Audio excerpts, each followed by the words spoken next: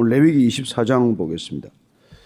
24장 1절로 23절까지 목소리로 같이 읽습니다. 시작. 여호와께서 모세에게 말씀하여 이르시되 이스라엘 자손에게 명령하여 불을 켜기 위하여 감람을 찌어낸 순결한 기름을 내게로 가져오게 하여 계속해서 등잔 불을 켜둘지며 아론은 회막안 증거궤 휘장 밖에서 저녁부터 아침까지 여호와 앞에 항상 등잔 불을 정리할지니 이는 너희 대대로 지킬 영원한 규례라. 그는 여호와 앞에서 순결한 등잔대 위에 등잔들을 항상 정리할지니라. 너는 고운 가루를 가져다가 떡 12개를 굽되 각 덩이를 10분의 2 에바로 하여 여호와 앞 순결한 상 위에 두 줄로 한 줄에 6씩 진설하고 너는 또 정결한 유호양을 그 각 줄 위에 두어 기념물로 여호와께 화제를 삼을 것이며 안식일마다 이 떡을 여호와 앞에 항상 진설할지니 이는 이스라엘 자손을 위한 것이요 영원한 언약이니라.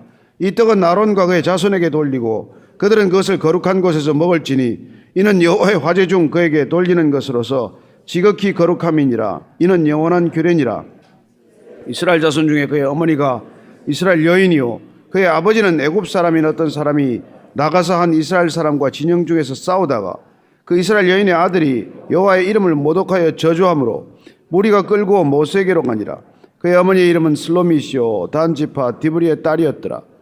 그들이 그를 가두고 여호와의 명령을 기다리더니 여호와께서 모세에게 말씀하여 이르시되 그 저주한 사람을 진영 밖으로 끌어내어 그것을 들은 모든 사람이 그들의 손을 그의 머리에 얹게 하고 온 회중이 돌로 그를 칠지니라.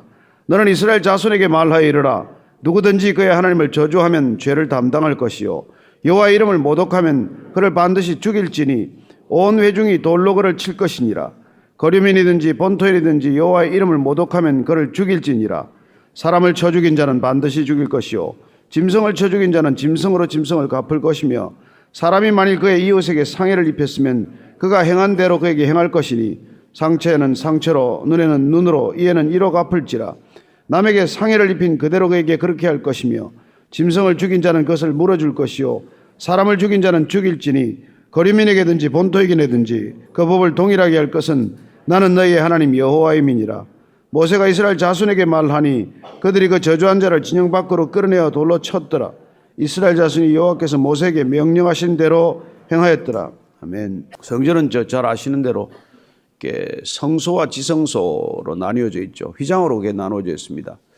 지성소 안에는 잘 아시는 대로 법궤가 놓여져 있고 성소에는 이제 떡을 놓는 떡상이 있고 그리고 이 등을 켜는 등대가 놓여져 있습니다. 등대는 여러분들이 혹시 그런 등잔대를 보셨겠지만은 가운데 가지가 하나 번 가지가 있고 좌우로 3개씩 가지가 나 있는 그래서 7개 초를 켜게 되어 있는 그런 등잔입니다. 당시에는 이제 감람유를 부어서 쓴 것이죠. 항상 그 등잔대를 밝혀라. 이게 오늘 읽은 말씀의 첫 부분 등잔불에 관한 규정입니다. 등잔불의 의미는 여러분들이 잘 이해를 하시겠지만은 이 불이야말로 항상 켜져 있어야 할 이유를 우리에게 알게 하십니다. 한번 24장 1절에서 4절까지 다시 읽습니다. 시작. 여호와께서 말씀하여 이르시되 이스라엘 자손에게 명령하여 불을 켜기 위하여 감람을 찌어낸 순결한 기름을 내게로 가져오게 하여 계속해서 등잔불을 켜둘지며 아론은 회막안 증거궤 휘장 밖에서 저녁부터 아침까지 여호와 앞에 항상 등잔불을 정리할지니 이는 너희 대대로 지킬 영원한 규례라. 그는 여호와 앞에서 순결한 등잔대 위에 등잔불을 항상 정리할지니라. 하나님께서 특별히 이스라엘 자손에게 이 등잔불의 기름을 가장 깨끗하고 순결하고 정결한 기름을 쓰도록 하십니다. 올리브 기름은 몇 차례 짜내는데 가장 처음 이렇게 짜낼 때 깨끗하고 맑은 기름이 흘러나오게 되죠. 그 기름은 등잔불 기름으로 쓸 때 거름이 나지 않습니다. 아주 맑게 타고 또 맑은 만큼 밝게 빛이 나는 기름이기 때문에 그 기름으로 등잔불을 켜도록 했죠. 지성소 안에는 휘장이 삼겹사겹으로 쳐져 있기 때문에 항상 깜깜합니다. 불을 켜지 않고서는 그 안에 어떤 것도 식별되지 않습니다. 그래서 오늘 이 말씀을 보면은 이 불을 갖다가 계속해서 등잔불을 켜라고 말씀하셨지만은 3절에 보면은 저녁부터 아침까지 여호와 앞에 항상 등잔불을 정리하라고 되어 있어서 어떤 학자들은 그러면 밤부터 아침까지 뭐 이렇게 8시간이나 10시간씩 켜는 거냐 그렇게 해석을 합니다만은, 그러나 이 안에는 사실상 등잔불을 다 켜지 않더라도 항상 불빛이 남아 있어야 하기 때문에 이 등잔불은 꺼지는 법이 없습니다. 등잔불이 꺼져서는 안 되는 것이죠. 그게 제사장이 해야 할 일입니다. 제사장은 등잔불이 켜져 있는지 꺼져 있는지를 항상 주시해야 하는 것이죠. 얼마나 신경이 쓰이겠습니까? 불이 꺼져서는 안 된다. 그게 하나님께서 이 특별히 제사장에게 임명한 책무라고 하는 것입니다. 성소에 등잔불이 항상 맑은 기름으로 타고 있어야 한다. 성소의 등잔불이 항상 밝게 빛나고 있어야 한다. 그렇습니다. 그곳에서는 어둠이 거하지 않는 곳이죠. 하나님이 계신 곳에 임재를 상징하는 그곳이야말로 항상 빛이 가득한 곳이어야 하고, 그곳을 어둠이 지배하도록 내버려 둬서는 안 되는 것이 아니겠습니까? 따라서 이 성소 안에 등잔불을 항상 켜게 하신 것이야말로 우리 신앙생활의 가장 상징적인 모습이라고 할 것입니다. 우리는 어떤 존재입니까? 우리 안에는 어둠이 가득한 존재지만은 구원받았다는 것은 무엇입니까? 우리 안에 등잔불이 항상 켜져 있는 상태를 말하는 것이죠. 따라서 성소에 등잔불이 켜져 있는 것은 궁극적으로 우리 오실 예수 그리스도께서 우리에게 우리 안을 성소의 불로 밝히듯 그렇게 우리 안에 등잔불을 두시겠다고 하는 것, 꺼지지 않는 등잔불을 두시는 것이 구원의 목적임을 우리는 연관지어 생각해야 합니다. 당시에는 지성소나 성소에 집중했지만은 주님께서 오셔서 그 성소를 무너뜨리고 우리를 성소로 삼으실 때 가장 중요한 것은 우리 안에 항상 꺼지지 않는 등잔불을 두시겠다는 것.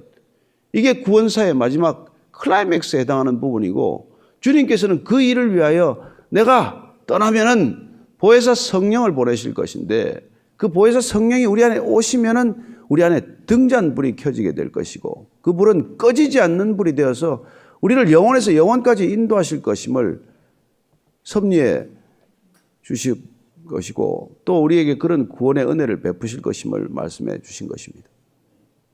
저는 오늘 이 꺼지지 않는 등불의 그림을 연상하시면서 우리 안에 켜져 있는 성령의 불을 마음속 깊이 떠올려 보시게 되기를 바랍니다. 우리 안에 꺼지지 않는 불이 있어야 합니다. 이 불을 꺼지게 해서 안 되는 것이죠. 그게 항상 깨어 있으라고 하시는 말씀의 본 뜻 아니겠어요?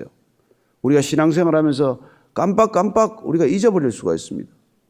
우리가 항상 주의하고 조심하지만 한순간 방심하다가 교통사고가 나는 것처럼, 늘 조심하지만은 잠깐 고개를 돌리는 사이에 교통사고가 일어나는 것처럼, 우리는 늘 그 불이 꺼져 있는지 켜져 있는지를 확인해야 한다는 것입니다.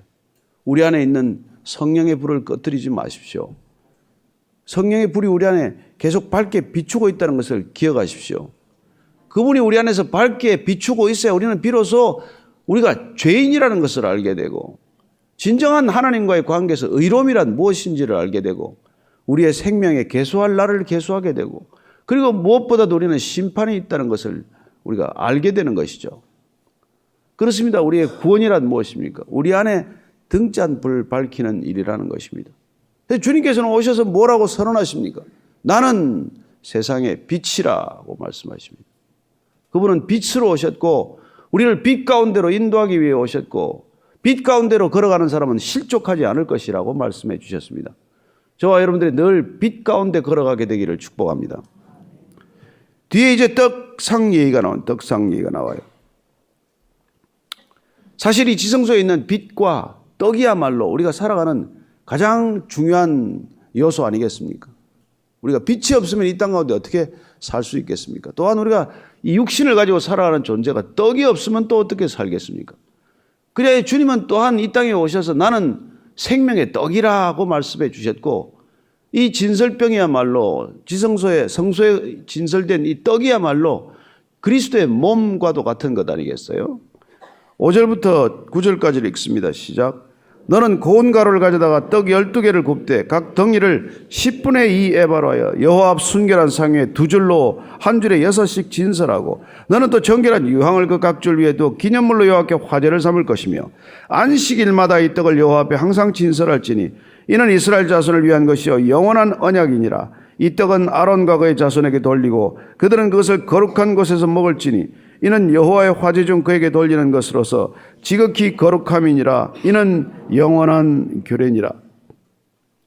자, 여기 떡을 두 줄로 해서 6개씩 진설하면 몇 개입니까? 12개 진설하는 것이죠. 떡을 왜 또 12개 진설하겠습니까? 우리가 늘 12이라는 숫자를 익히 들어 알지만은 이스라엘의 12지파를 상징하는 것이고 예수님께서 부르실 12제자이기도 하고 이 12이란 항상 이스라엘 백성 전체를 대표하는 숫자나 마찬가지입니다. 이 땅의 모든 하나님의 백성을 전부를 지칭하는 그런 숫자이기도 한 것이죠. 어쩌면 그 빛 안에 이스라엘 백성 전부를 두고자 하는 하나님의 의도 아니겠습니까? 누가 그 빛 가운데 제외될 사람이 있겠습니까? 하나님께서는 그 전부를 부르듯 그 떡을 진설했는데 이 떡 크기가 생각보다 컸어요. 이 보니까 덩이가 10분의 2 에바로 되어 있다는 것은 4.4리터 정도니까 굉장히 큰 떡입니다. 그 떡을 이렇게 6씩 진설했으니까 두 줄씩 했으니까 12개가 진설되어 있는 것이죠. 이걸 안식일마다 새로 떡을 이렇게 해서 만들어서 놓고 그 일주일 된 떡은 다시 물렸습니다. 그 물린 떡은 제사장이 먹어야 했습니다. 그럼 어떻게 돼요? 곰팡이 피면 못 먹겠죠. 그래서 이걸 무교병이었을 것이다. 그리고 곰팡이가 피지 않도록 그렇게 정성을 다해서 만들었다고 그렇게 학자들은 해석을 하고 있습니다. 그 떡을 물려서 제사장이 지정된 장소에서 먹어야 했거든요. 그리고 새 떡은 또 진설을 해놨다가 다음 안식일 날 그 떡을 교체하고 그 떡은 버려서는 안 되는 떡이고 그 떡은 누군가 다 먹어야 되는데 반드시 제사장만 먹도록 했고 다만 성경 전체에서 다윗이 그의 이 소년들과 함께 갔다가 허기가 져서 그 떡을 먹게 된 기록을 우리는 보고 있을 뿐입니다. 따라서 이 떡은 아론과 그의 자손에게 돌리고 그들은 그것을 거룩한 곳에서 먹을지니 여호와의 화제 중에 그들에게 돌리는 것으로서 지극히 거룩한 것이다. 이렇게 말하고 있습니다. 자, 우리가 이 지성서에서 오늘 보게 된 빛과 떡의 그림을 통해서 우리 장차 오실 예수 그리스도가 어떤 존재로 우리에게 오실 것인지를 미리 보여주는 그림과도 같은 것이죠. 뒤에 계속되는 오늘 조금 읽기가 부담스러운 글이 있지만은 하나님의 이름을 모독할 경우에 어떤 조치를 당시에 취했는지 그 얘기를 듣게 됩니다. 자, 10절 이하를 읽습니다. 시작. 이스라엘 자손 중에 그의 어머니가 이스라엘 여인이요 그의 아버지는 애굽 사람인 어떤 사람이 나가서 한 이스라엘 사람과 진영 중에서 싸우다가 그 이스라엘 여인의 아들이 여호와의 이름을 모독하여 저주함으로 무리가 끌고 모세에게로 가니라. 그의 어머니의 이름은 슬로미시요 단 지파 디브리의 딸이었더라. 그들이 그를 가두고 여호와의 명령을 기다리더니 여호와께서 모세에게 말씀하여 이르시되 그 저주한 사람을 진영 밖으로 끌어내어 그것을 들은 모든 사람이 그들의 손을 그의 머리에 얹게 하고 온 회중이 돌로 그를 칠지니라. 자, 여기 보니까 이 얘기는 지금으로서는 뭐 이게 쉽게 이해가 안 되죠. 그러나 오늘 이 얘기의 스토리는 뭡니까? 이 부부가 이스라엘 부부가 아니라 남편은 애굽 사람이라고 되어 있습니다. 이 출애굽할 때 이방인들이 들어 섞여서 같이 건너온 것이죠. 그래서 어떤 가정들은 이스라엘 여인과 이방인 남편이 살 수도 있고 또 다른 그런 경우도 있었겠죠. 그래서 오늘 보니까 이 슬로밋이라고 하는 한 이스라엘 여인의 남편이 애굽 사람이었는데 이 애굽 사람이 이스라엘 백성과 진중에서 시비가 일고 싸움이 일어난 거예요. 근데 그 싸우는 과정에 이 애굽인의 아들이 하나님을 모독하는 일을 저지르게 됩니다. 오늘 그런 하나님을 저주했을 때 하나님께서 이 아이를 이 하나님을 저주한 사람을 어떻게 하라고 했다고요?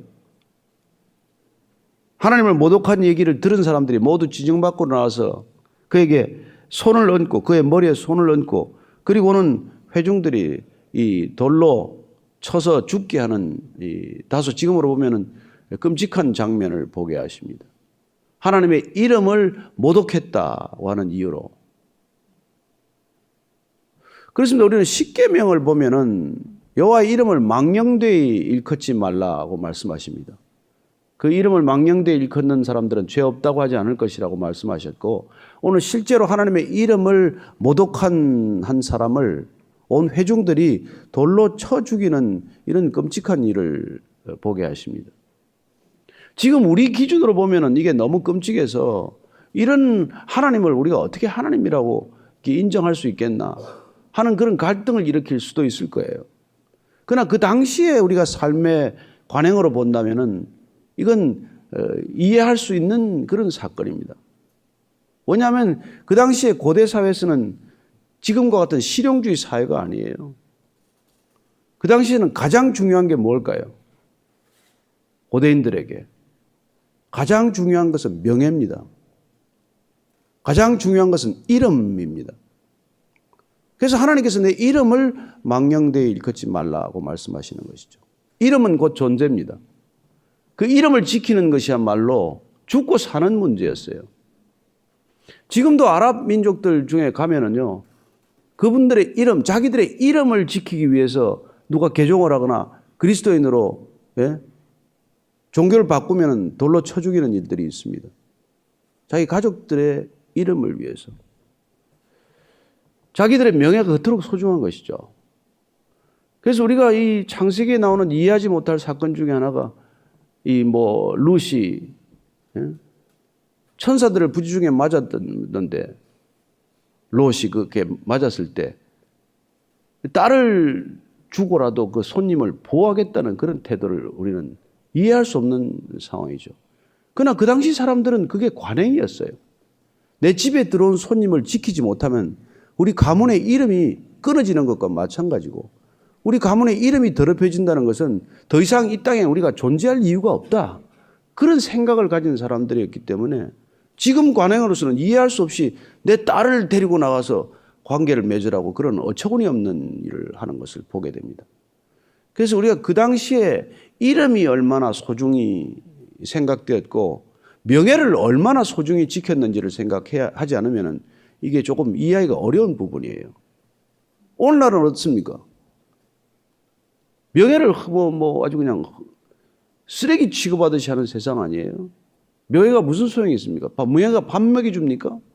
그런 소리를 해대는 세상에 살기 때문에 이런 것들이 쉽게 이해가 되지 않죠. 그러나 오늘날에도 정말 믿음을 가진 사람들은 자신의 이름, 그 이름도 소중하지만은 자신을 구원하신 그분의 이름을 얼마나 소중히 여기겠습니까? 우리가 그 이름을 소중히 여기지 않기 때문에 우리의 신앙 전체가 값싼 신앙이 되고 말지 않았습니까? 그리스도의 이름, 하나님의 이름. 하나님은 스스로 이름을 계시하셨습니다. 모세가 물었을 때 나는 스스로 있는 자 아니라, 그렇게 그 이름을 가르쳐 주시고 그 이름을 함부로 입에 올리지 말라고 했는데 그 이름을 모욕했을 때 죽음으로 갚아야 한다는 것을 오늘 보게 하신 것이죠. 그래서 레위기에는 이 죽음을 맞는 두 가지 사건을 보게 됩니다. 아론의 두 아들 아비나답과 아비후와 나비나답이 죽는 그런 일을 보게 하지 않습니까? 마땅히 드려야 할 불 대신 잘못 불을 드렸다고 두 아들의 생명을 거두어 가시는 하나님, 그리고 하나님의 이름을 저주했을 때 온 회중이 돌로 치게 하는 이 두 가지 사건을 통해서 하나님이 어떤 하나님이어야 하고 어떤 대접을 받으셔야 마땅한지를 백성들에게 보게 하고 듣게 하신 것이죠. 오늘날 우리가 하나님의 이름을 잘못 불렀다고 그 자리에서 즉사하는 사람이 있겠습니까? 오늘날 하나님의 이름을 욕되게 했다고 누가 그냥 그 순간에 하나님이 데려가시기를 하겠습니까?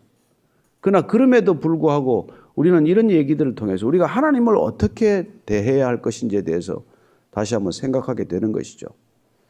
저는 여전히 우리가 하나님의 이름을 망령되이 일컬어서는 안 된다고 믿습니다. 우리는 여전히 주님의 이름, 그리스도의 이름이 우리의 생명보다 더 소중하다는 마음을 가져야 한다고 믿습니다. 그때 우리는 신앙은 참다운 신앙이 되는 것이죠. 그래서 오늘 신앙의 참모습의 한 단면을 보게 하신 것입니다. 자, 15절 이하를 읽습니다. 시작. 너는 이스라엘 자손에게 말하여 이르라. 누구든지 그의 하나님을 저주하면 죄를 담당할 것이요 여호와 이름을 모독하면 그를 반드시 죽일지니 온 회중이 돌로 그를 칠 것이니라. 거류민이든지 본토인이든지 여호와 이름을 모독하면 그를 죽일지니라. 이 부분에 관해서는 이스라엘 백성이건 이방인이건 그건 가리지 않는다는 것입니다. 그래서 오늘 이 애굽인의 아들이기 때문에 애굽인이기 때문에 돌로 맞아 죽은 것이 아니라는 것입니다. 서로 그가 이스라엘 백성이었다고 할지라도 하나님의 이름을 공개적으로 모독했다면 그는 죽음을 맞아서 마땅하는 것이죠.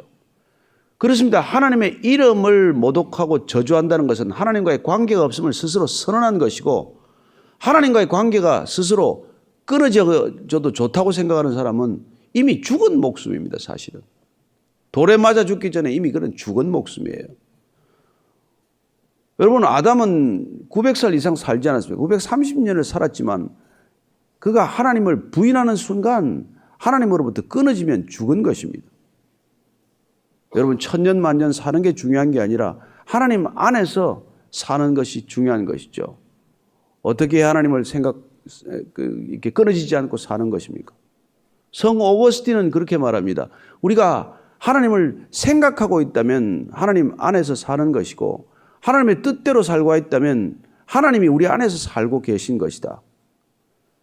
저는 하나님의 뜻 안에서 여러분들이 살기를 원하고 하나님이 우리 안에서 사시게 하시게 되기를 축원합니다. 그래서 우리가 공개적으로 저주한다는 것은 이미 하나님을 우리가 떠난 것이고 성경적으로는 이미 죽은 목숨이에요. 돌로 맞아 죽기 전에 이미 그는 죽은 것입니다. 돌로 맞는 것은 그 이후에 죽음이라는 상태를 확인하는 또 하나의 행동일 뿐인 것이죠. 그 이후에는 오늘 우리가 잘 아는 동형보복법, 일반적인 형사법에 관한 것들이 나와 있습니다. 읽고 마치도록 하겠습니다. 17절 이하입니다. 시작. 사람을 쳐 죽인 자는 반드시 죽일 것이요 짐승을 쳐 죽인 자는 짐승으로 짐승을 갚을 것이며 사람이 만일 그의 이웃에게 상해를 입혔으면 그가 행한 대로 그에게 행할 것이니 상처에는 상처로 눈에는 눈으로 이에는 이로 갚을지라. 남에게 상해를 입힌 그대로 그에게 그렇게 할 것이며 짐승을 죽인 자는 그것을 물어줄 것이요 사람을 죽인 자는 죽일지니 거류민에게든지 본토인에게든지 그 법을 동일하게 할 것은 나는 너희의 하나님 여호와임이니라. 모세가 이스라엘 자손에게 말하니 그들이 그 저주한 자를 진영 밖으로 끌어내어 돌로 쳤더라. 이스라엘 자손이 여호와께서 모세에게 명령하신 대로 행하였더라. 오늘날 사람을 쳐 죽였다고 반드시 죽일 수도 없게 되었습니다. 사형 자체가 폐지된 곳도 있습니다. 그러나 그 결과는 어떨까요? 인권이 신장되었습니까? 아니요. 살인자의 인권은 보장되고 정작 살인당한 사람의 인권은 오간데가 없어졌어요. 선진국이라고 하는데 가보면 기가 막힙니다. 사람을 몇씩 죽이고도 그는 변호받을 권리가 있고 그리고 그를 일생 동안 무기징역을 여러분 처하게 되면 먹여 살리느라고 국고가 얼마나 들어간지 아십니까? 그가 죽인 이 피살된 사람의 가족과 씻을 수 없는 상처에도 불구하고 그는 오늘날 자유와 인권이라는 이름으로 그의 인권은 중시되고 그렇습니다. 강간범은 어떨까요? 유괴범은 어떨까요? 수많은 범죄들이 사실은 인권이라는 이름으로 오히려 범죄가 조장되는 일은 없을까요? 저는 동형보복법을 보면서 정말 이게 되살아나야 될 때가 되지 않았나 그런 생각을 할 때가 있어요. 물론 성경은 이후에 우리 주님께서 오셔서 이에는 이로 눈에는 눈으로 갚으라고 들었지만은 너희는 원수를 사랑하라고 말씀하셨습니다. 그러나 우리가 원수를 사랑한다는 뜻 가운데는 죄를 미워한다는 것이 포함되어 있다는 것을 기억해야 합니다. 죄악을 사랑하라는 게 아니죠. 죄악을 저지르는 사람을 우리가 품어야 하지만은 그러나 하나님과 끊어진 사람들을 하나님과 연결할 수 없다면은 그가 평생 산들, 평생 살려놓은들 무슨 소용이 있겠냐는 것이죠. 오늘 레위기를 읽어가면서 우리 실제 삶과 많이 다른 부분이 있을 수 있지만 그러나 그 본질, 거룩을 추구하는 하나님의 의지, 순결한 백성이 되고자 하는 우리의 열정이 합쳐질 때 우리의 신앙은 여전히 이 세상의 빛이요 생명의 떡이 될 줄로 믿습니다. 우리의 신앙이 우리가 빛 가운데로 걸어가는 그 신앙이 이 어둠을 쫓아내는 빛의 신앙이 되기를 바라고, 모든 것을 가져도 허기진 이 세상 가운데서 생명 대신 떡을 먹는 우리야말로 이 땅의 허기를 진정 씻을 수 있는 믿음의 선물이 되리라고 믿습니다. 저와 여러분들을 주님께서 부르신 까닭은 우리를 통해서 이 땅을 바꾸시고자 하는 하나님의 계획입니다. 우리가 빛 가운데로 걸어가기를 원하고, 우리가 생명의 떡으로 날마다 풍성한 삶을 누리게 되시기를 축원합니다. 내일은 정례 예배로 모이는 날입니다. 예배를 위해서 기도하시고, 그리고 오늘 이 시대를 여전히 짊어지고 남은 자의 자리에서 바알에게 무릎 꿇지 않고 기도하는 사람들이 있습니다. 도처에서 밤을 새워 기도하는 사람도 있고, 도처에서 부르짖어 기도하는 사람들이 있습니다. 우리가 그들에게 함께 동참함으로써 그들의 기도에 힘을 실어주고 우리도 함께 힘을 얻는 그런 기도의 자리가 되게 하십시다. 같이 기도하겠습니다. 하나님 아버지, 정말 점점 더 짙은 어둠이 내릴 때라도 하나님, 빛의 사자들, 빛의 사람들로 인하여 이 땅에 어둠이 물러가게 하여 주옵소서. 하나님, 한 걸음 한 걸음 걸어가는 빛의 사람들, 우리를 어둠에서 불러내어 귀한 빛으로 인도하신 자의 덕을 선전하려 함이라고 하셨사오니, 우리가 가는 곳에 어둠이 떠나게 하시고, 하나님, 우리가 가는 곳 걷는 곳마다 허기진 사람들이 생명의 떡으로 배부르게 하여 주옵소서. 오병이어의 기적이 나타나기를 원합니다. 하나님, 어린아이의 보리떡 2개, 물고기 5마리로도 5,000명을 먹일 수 있었다면, 하나님, 남은 자 7,000명의 기도를 통해서 이 땅을 다시 회복해 하실 수 있는 주의 능력을 믿습니다. 하나님, 신라 같은 희망일지라도 주님을 붙들면 끊어지지 않는 줄이 될 줄로 믿습니다. 누가 우리를 그리스도의 사랑에서 끊겠습니까? 환난이나 곤고나 핍박이나 어떤 것이라도 주님의 사랑에서 끊을 수 없다고 하셨사오니, 하나님, 끊어지지 않는 사랑으로 다시 한번 주 앞에 부르짖어 기도하는 백성들 되게 하여 주옵소서. 하나님, 하나님께서 이 땅 가운데 주신 놀랍고도 놀라운 선물들이 있습니다.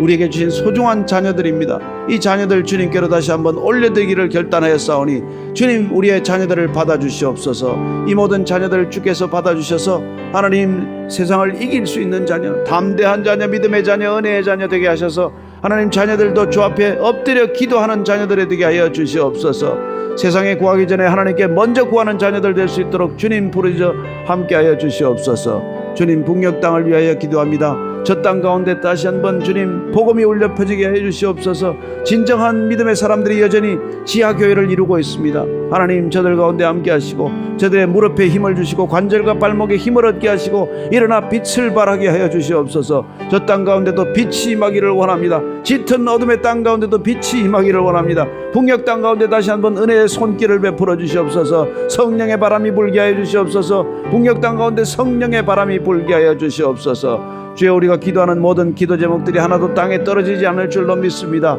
주님께 올려드리는 기도가 주님께 상달될 줄로 믿습니다. 주님, 은대접에 담긴, 금대접에 담긴 모든 기도가 쏟아지는 날, 모든 기도가 신실히 응답될 것을 믿습니다. 하나도 기도가 땅에 떨어지지 않고 기도가 모두 주님께 응답될 날을 기다리며 다시 한번 기도의 자리에서 기도하는 주의 백성들의 기도에 귀를 기울여 주시옵소서. 작은 신음에도 응답하시는 주님이라고 하시지 않으셨습니까? 성도들의 기도, 작은 기도에도 주님 응답해 주시옵소서. 하나님, 오늘도 주의 자리에 앉아서, 오늘도 예배의 자리에서, 기도의 자리에서 주님께 부르짖고 두 손 들고 주님께 나오는 의지할 바 없는 주의 백성들이 있습니다. 천부여 의지할 곳 없어 주님께 나왔다고 고백하는 저들의 기도를 주님 들어주시옵소서. 눈물 어린 기도를 주시옵시고 탄식 어리는 기도를 들어주시고, 하나님, 병상에 있는 기도를 들어주시고 벙어리의 기도를 들어주시고 어린아이의 기도를 들어주시고 목숨이 간단하는 자의 기도도 들어주셔서, 하나님, 어떤 사람도 주님의 구원의 행렬에서 탈락하는 이 없게 하여 주시옵소서.